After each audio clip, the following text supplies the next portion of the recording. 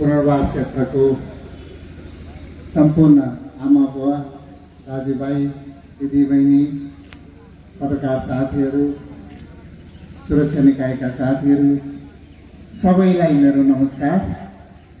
आज हामी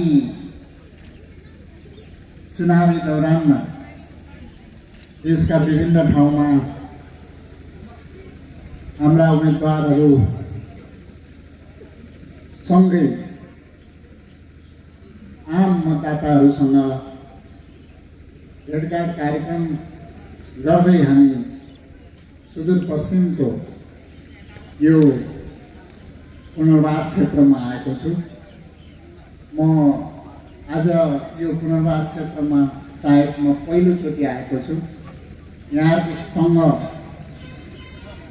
मैले धेरैचोटि सुनेको थिएँ पुनर्वास क्षेत्र, धेरै यहाँका दाजुभाइ दिदीबहिनीहरू, यहाँका आम जनसमुदायहरू बाहिरबाट धेरै टाढा टाढाबाट यहाँ पुनर्स्थापना भएर बस्नुभएको यो ठुलो बस्ती, यो नयाँ बस्ती, यो बस्तीमा हाम्रो विभिन्न क्षेत्रका विभिन्न ठाउँबाट आउनुभएका दाजुभाइ दिदीबहिनीहरू बस्नुभएको छ।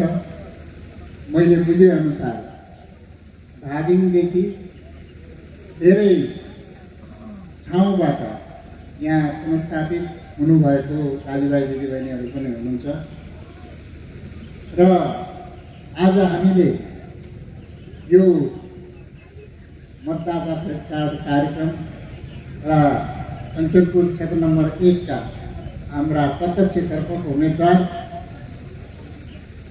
माइकल तामाङ आईलाई यो क्षेत्रबाट यहाँहरूले अत्यधिक मतले विजयी गराउनको लागि म यहाँ उपस्थित भएको छु।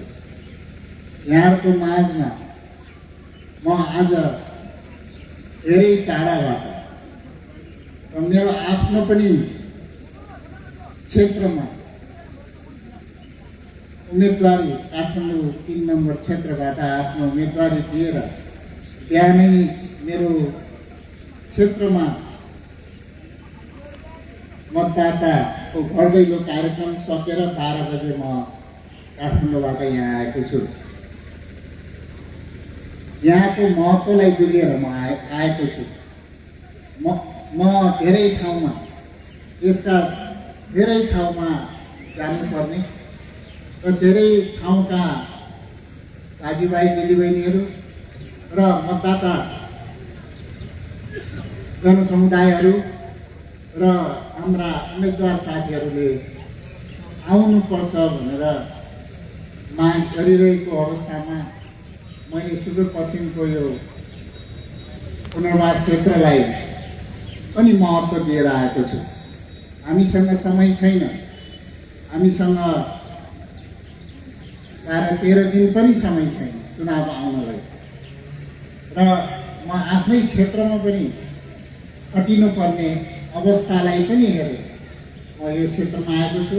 सुदूरपश्चिमका केही ठाउँहरूमा कैलाली, कञ्चनपुर, बर्दिया, कान क्षेत्रलाई भोलिसम्ममा म आफ्नो कार्यक्रम बनाएर आएको छु।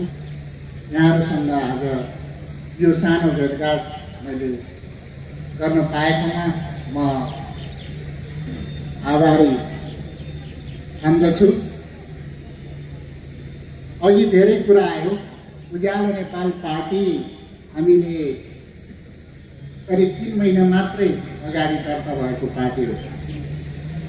यो उज्यालो नेपाल पार्टी किन दर्ता, किन आयो भन्ने विषय हामीले प्रश्न पार्दै आएका छौँ। यो उज्यालो नेपाल पार्टी जेन्जी आन्दोलनपछि जुन जेन्जी आन्दोलनको माग थियो, जेन्जी आन्दोलनको स्पिरिट थियो, जनताको भावना थियो, त्यो माग र स्पिरिटलाई सम्बोधन गर्नको लागि यो उज्यालो नेपाल पार्टी जन्मेको। जेन्जी आन्दोलनमा धेरै शहीद भए, धेरै घाइते भए र अहिले भर्खरै हाम्रो राष्ट्रिय परिवर्तन पार्टीको अध्यक्ष राजेश पोर्तेल भाइ जो एउटा खुट्टा गुमाएर आउनु भएको छ। भदौ 21, भदौ 23-24 आन्दोलनमा उहाँको खुट्टा गुम्न पुगेको छ। धेरै शहीद भएका छन्। उहाँहरू सँगै अरू पनि घाइते साथीहरू यहाँ हुनुहुन्छ। धेरै घाइते साथीहरू र शहीद परिवारले बनाएको एउटा राष्ट्रिय परिवर्तन पार्टी र उज्यालो नेपाल पार्टी जहाँ शहीद परिवार र घाइतेहरू सम्मिलित छन्, यो दुईटा पार्टी मिलेर उज्यालो नेपाल पार्टी एकीकृत भएको छ। यो पार्टी, यो दुईटै पार्टीको एउटा संयुक्त प्रयासमा हामीले उज्यालो नेपाल पार्टी अगाडि बढाएका छौँ। यो पार्टी नै वास्तवमा नेपालको अहिले जेन्जी आन्दोलन पछिको जनताको भावना र जेन्जी आन्दोलनको भावनालाई बुझेर जेन्जी आन्दोलनको स्पिरिट र मागलाई सम्बोधन गर्न स्थापित पार्टी हो र यो पार्टी नै नयाँ पार्टी र एउटा नयाँ विकल्पको रूपमा स्थापित पार्टी हो र जनताको विश्वास यही पार्टीलाई रहेको छ। यो पार्टी आगामी दिनमा यो देशको समग्र क्षेत्रको विकास, निर्माण र समृद्धिको साथै यो देशबाट भ्रष्टाचार मुक्त गर्दै, सुशासन कायम गर्दै, यो देशको जति पनि विसङ्गति विकृतिहरू छन् त्यसलाई अन्त्य गर्दै, यो देशमै रोजगारी सृजना गरेर यो देशका युवाहरूलाई यही देशमा बस्ने वातावरण बनाउनको लागि हामीले यो पार्टी स्थापित भएको हो। र युवा शक्ति, जति पनि युवा शक्ति छन्, जो युवा शक्तिले निराशाको बादल मात्रै देखिरह्यो, आक्रोश मात्रै देखाइरह्यो, त्यो निराशा र आक्रोशको बिचमा भदौ 23 र 24 आन्दोलन भएको थियो। भदौ 23 र 24 आन्दोलन लामो समयको निराशा र आक्रोशको एउटा विस्फोटन थियो। अब त्यो आक्रोश र विस्फोटनले सरकार परिवर्तन गर्यो र अहिले नयाँ निर्वाचनमा आएको छ। यो नयाँ निर्वाचनले पनि फेरि पनि त्यही अवस्था सृजना गर्ने हो भने अबको आक्रोश र विस्फोटन व्यवस्थापन गर्न अत्यन्त गाह्रो पर्छ। नेपालमा धेरै निराशा छ। अब यो देशमा समृद्धिको बाटोमा हामी लाग्न सकेनौँ। राजनीतिक परिवर्तन धेरै भए, हामीले धेरै प्रणालीहरू देख्यौँ, धेरै राजनीतिक नेताहरू देख्यौँ, धेरै भाषण देख्यौँ, भाषण सुन्यौँ, तर काम कसरी हुन्छ र देशमा सुशासन कसरी कायम हुन्छ भन्ने कुरा जनतालाई विश्वास भएन। तसर्थ अब हामीले अबको चुनावमा सही व्यक्तिहरू, सही नेतृत्व चुन्नुपर्छ। सही नेतृत्व चुन्न सकेनौँ, फेरि पनि त्यही अवस्था आयो भने त्यो निराशाले देशको समग्र क्षेत्रमा यो देशलाई नै कता लान लैजान्छ भन्ने आकलन गर्न सकिने।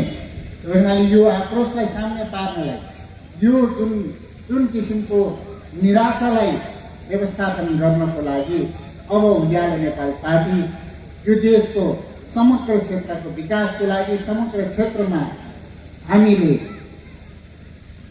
जुन काम हिजो गरेका थियौँ, आज यो देशको भविष्यलाई, एउटा उज्जवल भविष्यको लागि हामीले एउटा हाम्रो प्रतिबद्धता, यो देशलाई कतातिर लाने भन्ने एउटा रोडम्याप, प्रतिबद्धता सहित हामी आएका छौँ। यसको कार्यान्वयन कसरी गर्न सकिन्छ भन्ने एउटा रोडम्याप सहित हामी आएका छौँ र यो रोडम्याप, यो कार्यान्वयनको लागि हामीलाई उज्यालो नेपाल पार्टीलाई तपाईँहरूले अत्यधिक मत दिएर विजय गराउन म हार्दिक अनुरोध गर्दछु। हामीले धेरै ठाउँमा उम्मेदवारी दिएका छौँ। करिब 3 महिनाको पार्टीले 121 ठाउँमा उम्मेदवारी दिएका छौँ। धेरै ठाउँमा हामी प्रतिस्पर्धामा छौँ। हामी आफ्नो पार्टी सङ्गठनलाई विस्तार गर्ने चरणमा छौँ।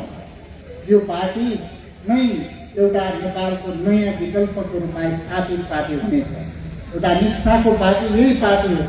अहिले तपाईँहरूले क्षणिक रूपमा क्षणिक अल्लाहको भरमा कुनै पार्टीले अथवा कसैले यो नयाँ पार्टी हामी यो मेन स्ट्रिम पार्टी भनेर आउँछ भने त्यो धेरै टिक्नेवाला छैन।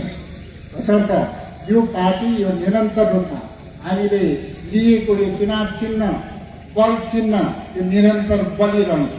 यो बलिरहन्छ, यो बल्नुपर्छ।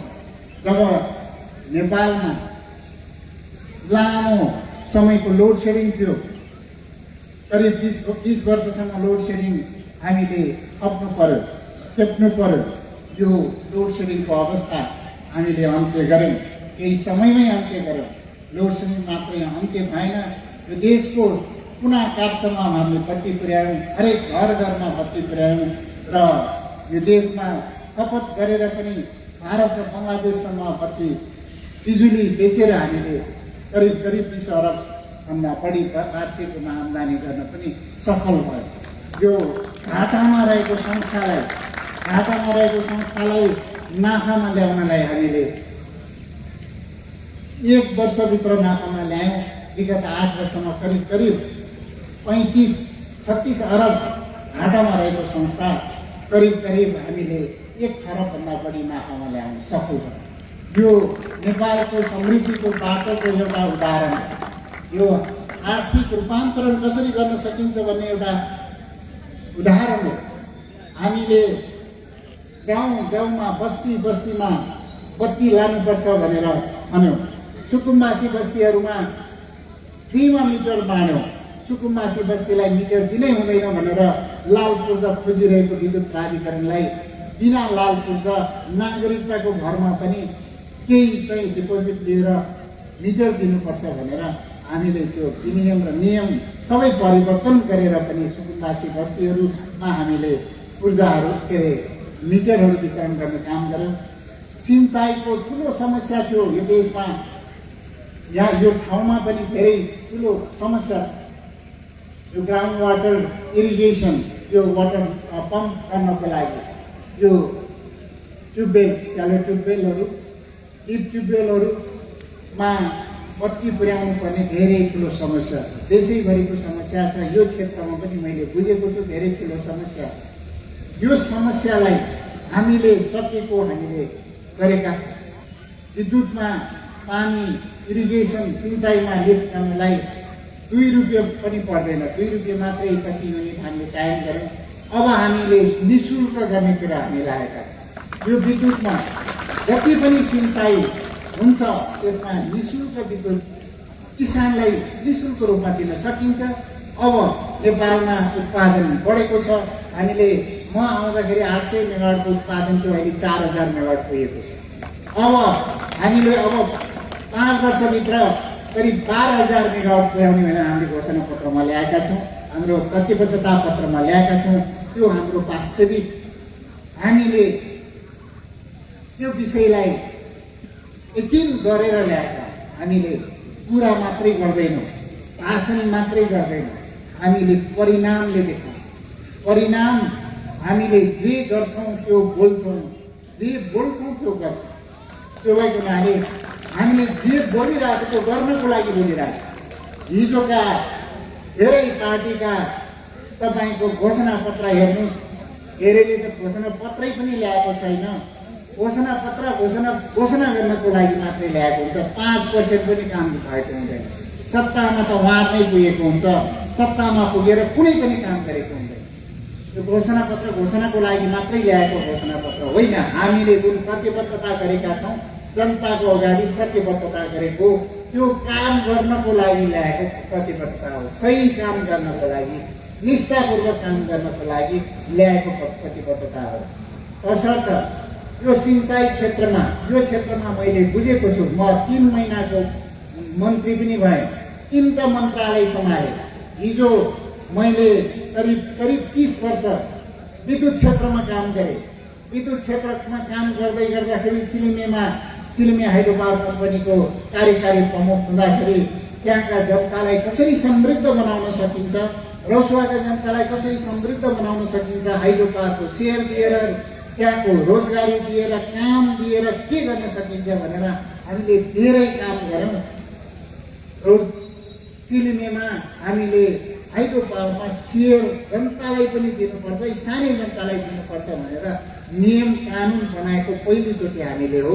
त्यहाँबाट सुरुवात गऱ्यौँ। त्यहाँको जनतालाई लखपति करोडपति बनायो। त्यो एउटा ठुलो चाहिँ माइलस्टोन थियो, जहाँबाट हामीले एउटा आर्थिक रूपान्तरण जनतामा कसरी गर्न सकिन्छ भन्ने एउटा नमुना त्यहाँ हामीले केही ठाउँहरूमा, केही गाउँपालिकामा हामीले एक घर एक रोजगारी दियौँ, काम दियौँ, सेयर दियौँ। त्यहाँको सेयर बेचेर 100 रुपियाँको सेयर 2810 रुपियाँसम्ममा बेचेर काठमाडौँको एउटा कुनामा जग्गा किन्न सक्ने अवस्था पनि बनायो। र त्यो परिवर्तनबाट आत्तिएर त्यहाँका केही मान्छेले तत्कालीन सरकारबाट मलाई त्यहाँबाट हटाइयो। रसुवाबाट 1 महिनासम्म त्यहाँ रसुवाको जनताले पुलमान घिसिङ नै चाहिन्छ भनेर आन्दोलन गरिरहे र करिब 7 दिन त्यहाँको नाका बन्द गर्यो। त्यो त्यत्तिकै भएको थिएन। त्यो जनताले देखेर, पुलमान घिसिङको काम देखेर त्यहाँको जनताले जुन लाभ प्राप्त गरेको थियो, त्यहाँको एउटा परिवर्तन भएको थियो, यसबाट उहाँले त्यो आन्दोलन गरेको थियो। तर त्यो सुनवाई भएन। तर म त्यसपछि विद्युत प्राधिकरणमा 1.5 वर्षपछि म विद्युत प्राधिकरणमा कार्यकारी निर्देशक भएँ र त्यहाँ आएर 1 महिनामा लोड सेडिङ अन्त्य भयो भनेर काठमाडौँबाट सुरु गरेँ। लामो समयको लोड सेडिङ अन्त्य गरेँ। संस्थालाई नाफा लैजाउँ, यो एउटा संस्थालाई हामीले कायापलट गऱ्यौँ। त्यो गर्दै गर्दाखेरि मलाई पहिलो कार्यकाल पनि थप्नुपर्छ भनेर जनताले भनिरहँदा त्यो थपिएन। दोस्रो कार्यकालमा म आएँ। दोस्रो कार्यकालको सिद्धिने बेलामा 4 महिना अगाडि जबरजस्त रूपमा बर्खास्त गरियो। तपाईँले गरेको कामको चाहिँ मूल्याङ्कन चाहिँ 0 हो भनेर मलाई बर्खास्त गरियो। त्यो बर्खास्ती, तर मैले भन्ने गरेको छु, मेरो मूल्याङ्कन सधैँ जनताले गरेको छ। जनताले मलाई सधैँ सही नम्बरमा सही नम्बर दिएको। जनताले माया गरेको छ, जनताले विश्वास गरेको छ। ल केही जनताको माया र विश्वासले जिन्जी आन्दोलनपछि म 3 महिनाको मन्त्री भएँ। 3 महिनाको एउटा सशक्त 3वटा मन्त्रालय सम्हालेँ। 3 महिनाभित्र 3 वर्षमा पनि नहुने कामहरू हामीले गऱ्यौँ। 15 वर्षसम्म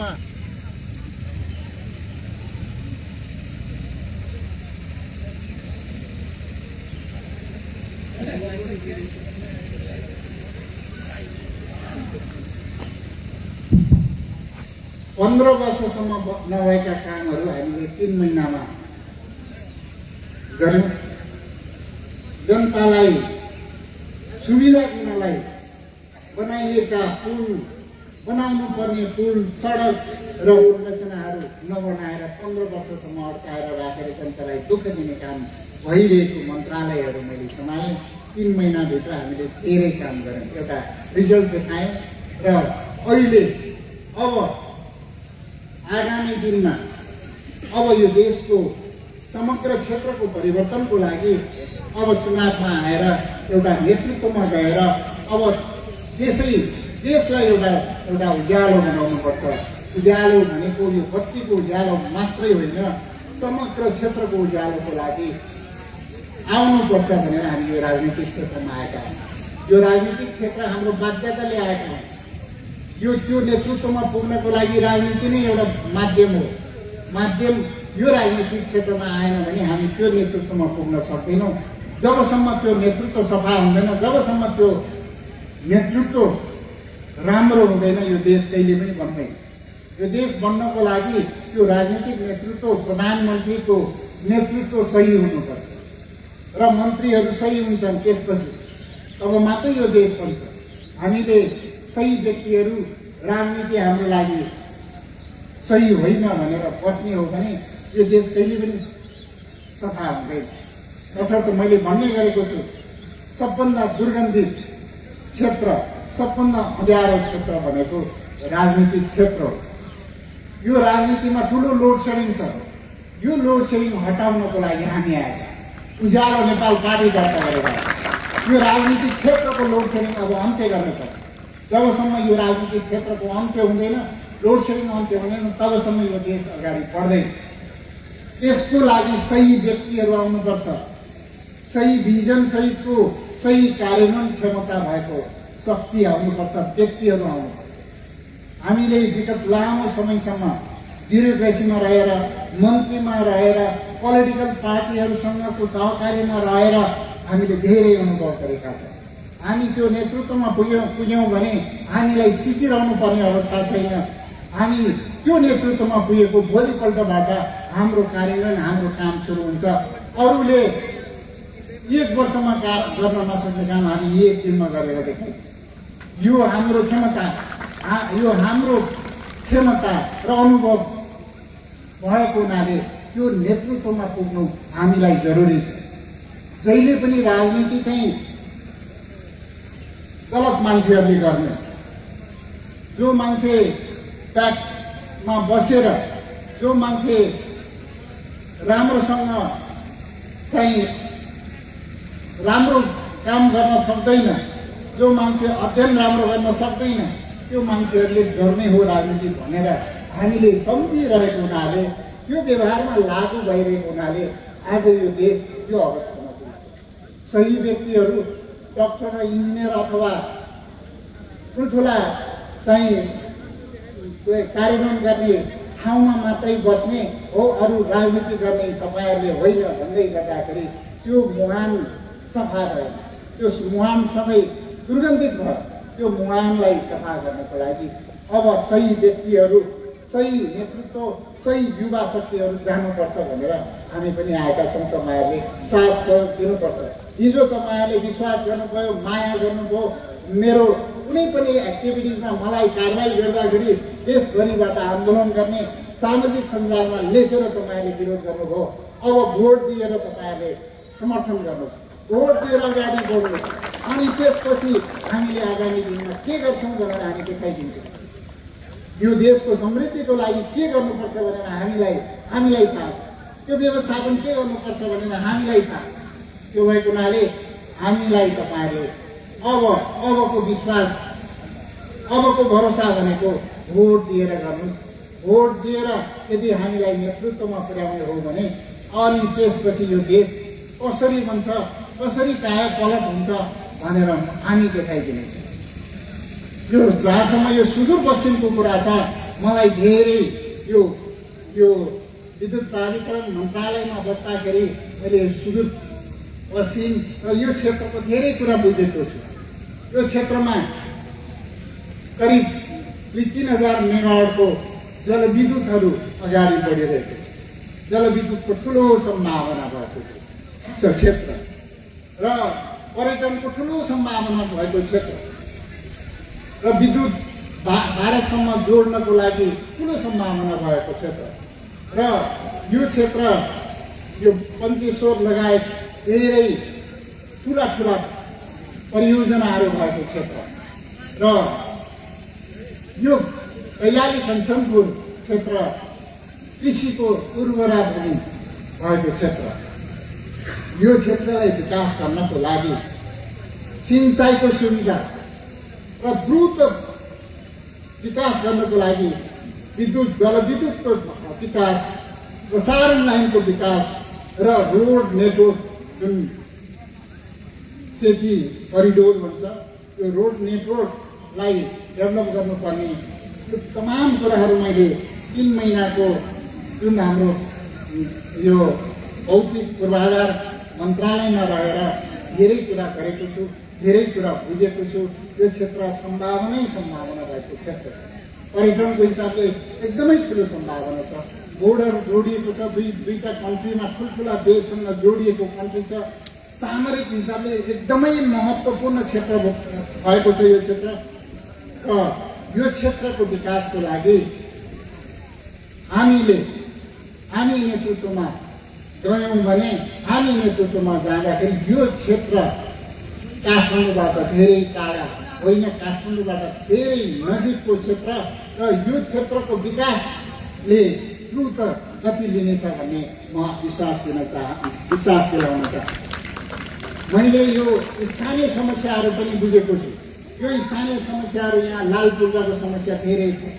यो पुनर्वास क्षेत्र भनेको लाल पूर्जाको यो सुकुम्बासीको चाहिँ समस्या, त्यसैगरीको समस्या हो। सुकुम्बासी यो पुनर्वासको क्षेत्र पनि एकदमै ठुलो समस्याको क्षेत्र रहेको छ।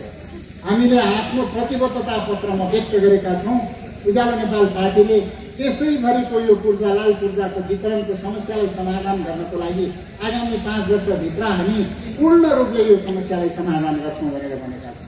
यो समस्या देशभरिको ठुलो समस्या छ र सिँचाइको समस्यालाई यो हामीले यो टनकपुरबाट आउने जुन सिँचाइ छ, यो महेन्द्रनगर क्षेत्रमा कञ्चनपुरको सिँचाइ जुन हाम्रो सर्फेस इरिगेसन छ, सतह सिँचाइ छ, क्यानलहरू करिब सम्पन्न हुने चरणमा छन् भने यो क्षेत्र सबभन्दा सिँचाइबाट चाहिँ ग्रसित क्षेत्र छ। यो क्षेत्रलाई सिँचाइयुक्त सबैले सिँचाइको क्षेत्रमा हरेक ठाउँमा बत्ती पुर्याएर जुन इरिगेसन गर्नुपर्ने हो त्यो सम्पूर्ण हामी गर्ने पनि प्रतिबद्धता व्यक्त गर्न चाहन्छौँ। यो क्षेत्रमा सिँचाइ बिना धेरै चाहिँ ठुलो चाहिँ समस्या मैले बुझेको छु। कहीँ ट्रान्सफर्मर छैन, पोल छैन, धेरै ठाउँमा चाहिँ समस्या छ। यो समस्यालाई समाधान गरेर यो क्षेत्रको सिँचाइलाई पूर्ण रूपले फ्रीमा निःशुल्क सिँचाइ गर्न सक्ने वातावरण हामी बनाउनेछौँ। र अहिले हामीले कृषि मिटरहरू विभिन्न किसिमका चाहिँ माछा पालन, बाख्रा पालन, यो कुखुरा पालन, यो चाहिँ च्याउ खेती विभिन्नमा पनि हामीलाई कृषि मिटर चाहियो भन्ने तपाईँहरूको चाहिँ धेरै माग आउँछ। हामीले म अस्ति मात्रै मन्त्री भइरहँदै गर्दा हामीले निर्णय एउटा पनि गरेका छौँ। अब यी क्षेत्रमा कृषिका जति पनि सम्भावित क्षेत्रहरू छ त्यसलाई सहुलियतपूर्ण चाहिँ महसुल कायम गर्ने भनेका छौँ। त्यसलाई पनि हामी एकदमै थोरैमा चाहिँ महसुल सकेसम्म फ्रीमा चाहिँ महसुल कायम गर्ने पनि हामी प्रतिबद्धता व्यक्त गरेका छौँ। हाम्रो चाहिँ यो घोषणापत्र प्रतिबद्धता पत्रमा। अब मैले धेरै कुरा राखिनँ।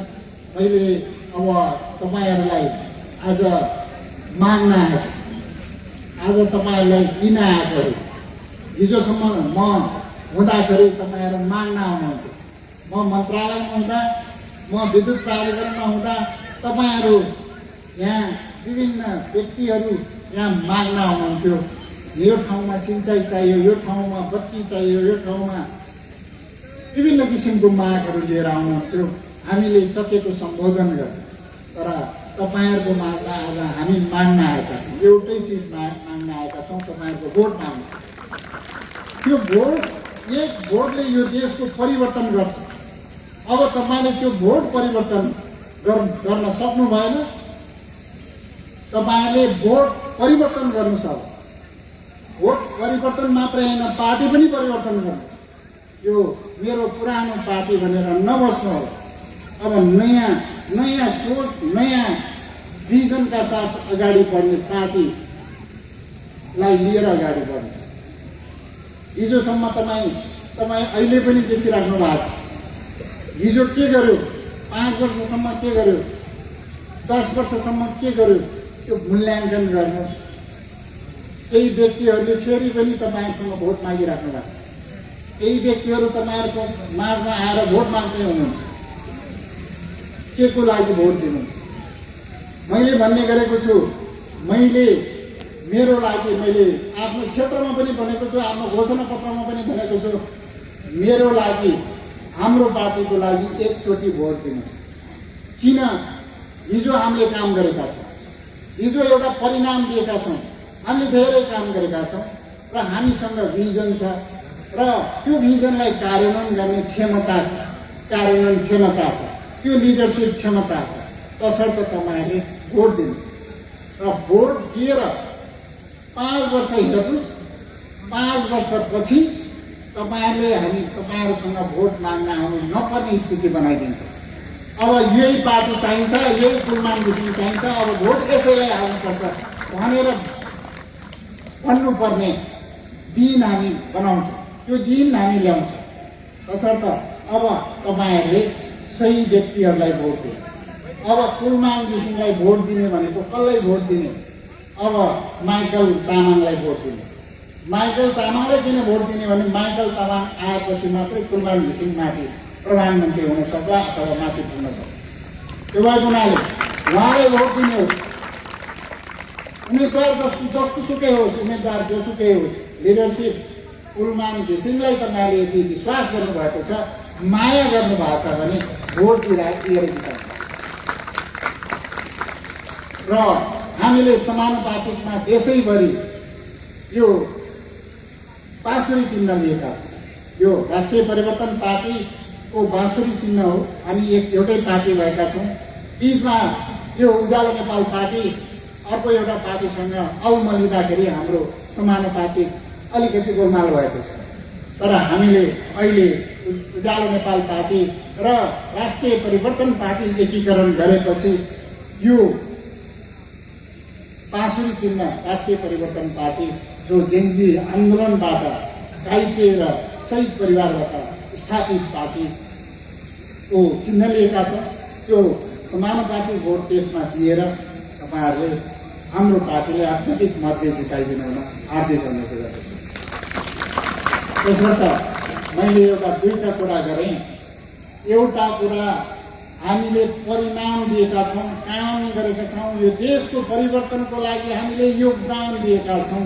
त्यो योगदानको लागि, कामको लागि भोट दिनुहोस्।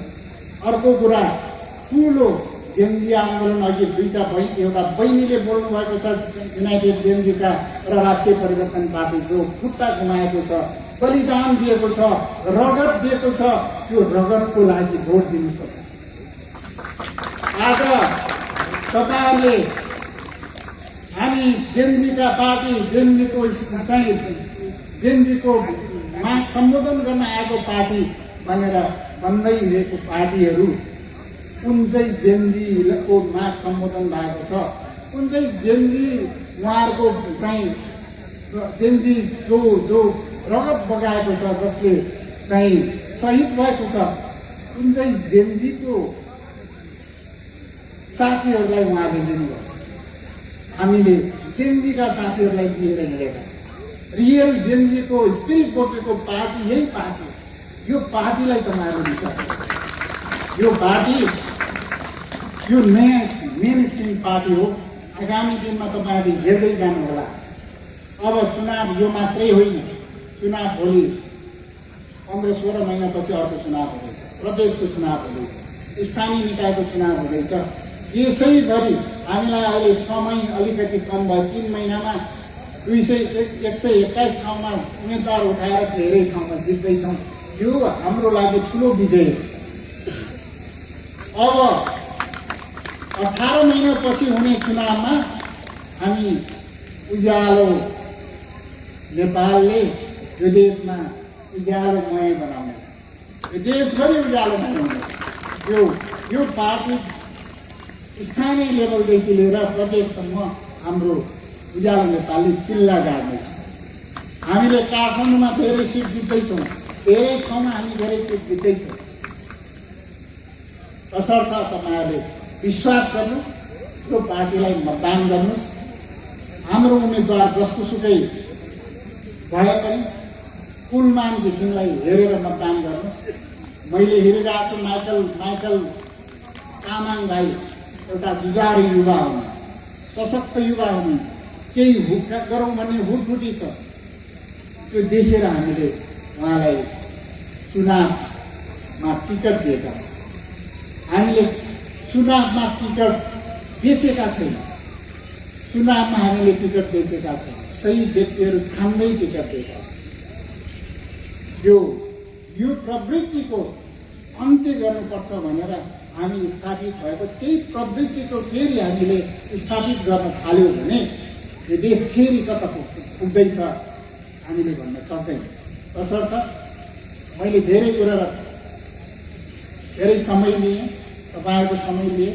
आज म धेरै टाढाबाट आएको हुनाले तपाईँहरूको माझमा तपाईँहरूले यो कुरा पुर्याइदिनु होला, घर घरमा पुर्याइदिनु होला, बस्ती बस्तीमा पुर्याइदिनु होला। उज्यालो नेपाल पार्टी यो देशको निष्ठापूर्वक काम गर्ने पार्टी, यो देशलाई परिवर्तन गर्ने पार्टी र जेनजीहरूको पार्टी र यो देशको सही पार्टी नै यही पार्टी हो। यही पार्टीलाई भोट दिएर जिताउनुपर्छ। यो पार्टीले सही